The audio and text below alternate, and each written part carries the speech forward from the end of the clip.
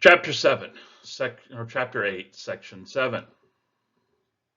Regulation of endospore for germination.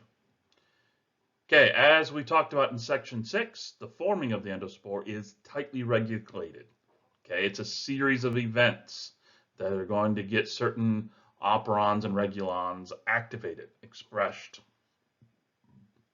Well, you have to keep in mind, these endospores are not metabolically active. Okay, they're going to be dormant days, weeks, months, years, decades. But somehow, they still need to be able to sense their environment. Water comes back, nutrients come back. The temperatures are back in the Goldilocks zone, not too hot, not too cold, just right, so that we can get this germination event to occur. We see that germination occurs in 3 stages: activation, the true germination, and then outgrowth, exiting out of the spore.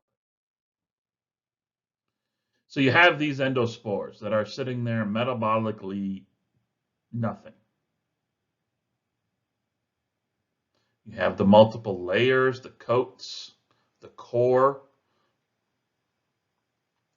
Well, you have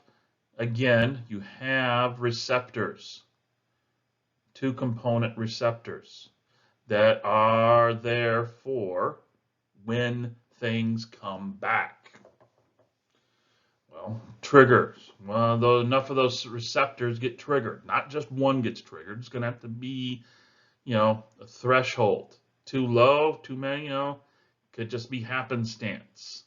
As more and more get bound and start doing their triggered, then it hits a threshold, and then we start to see, moving on to stage 1, the cortex gets hydrolyzed. Okay, you start to see hydration, more water coming in here, loosening things up. The membrane starts to remodel. Then you hit the 2, metabolism starts to kick back in. Cell wall biosynthesis, got to get the peptidoglycan layer back. You start to see elongation of the cell. And then stage 3, this E-cell elongating of the cell as it exits out the remnants of the endospore coat. So those receptors are known as germination receptors, GRs. They're in the inner membrane, right there at the core. Okay, so it's not just the outside of the spore touch some water. There has to be enough water so that it penetrates the endospore coat. Okay, there has to be enough nutrients to penetrate through.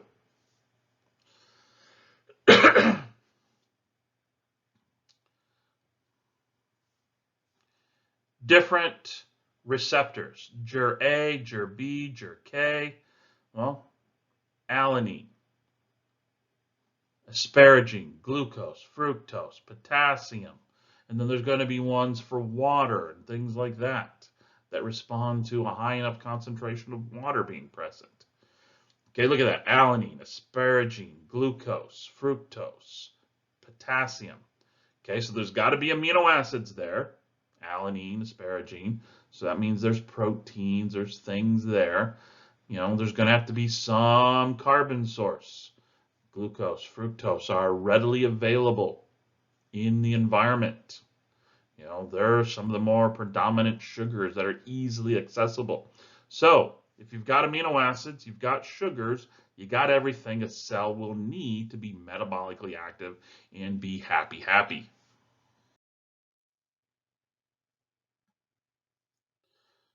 So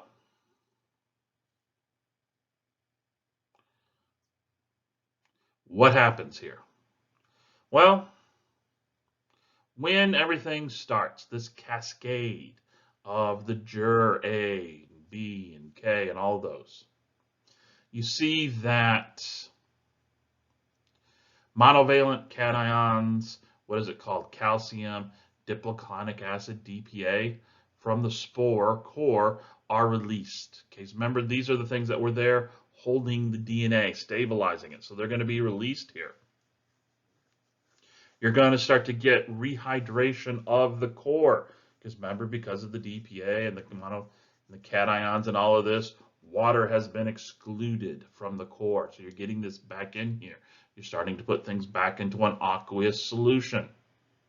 You start to get transcription, translation, because remember, in the spore itself, you're going to have the polymerases. You're going to have some ribosomes. Some, not a lot, some.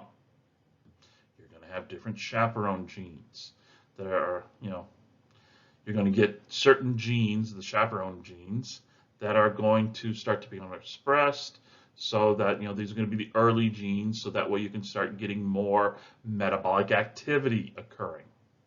More metabolic activity, more ATP, more the making of, things like that.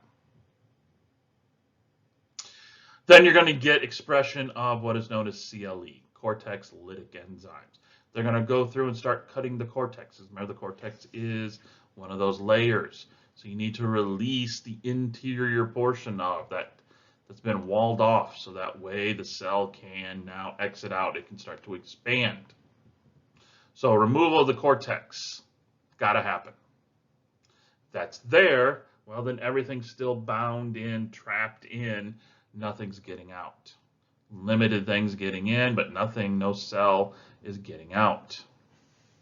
Once everything has now been completely hydrated, we are now truly metabolically active. We are now back to the point pre-endospore metabolically, when it comes to activity levels.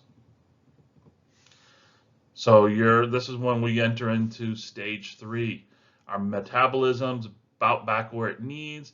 Cell cycle starts again. Copying of the chromosome. Start the timer for binary fission again. Cell elongates as a means for exiting out the spore coat. Once it's exit out, you get the FITZ and all those other, the MREB and all of those kicking in, and basically you now have a cell, a bacterial cell that's laying down new peptidoglycan. As more layers get laid down, the teichoic acids, the lipoteichoic acids are going to be inserted, and then everything we've talked about for the past for the first 5 sections of this chapter, all of those processes kick back in, and the cell's truly vegetative, and it was just like it was pre-sporulation.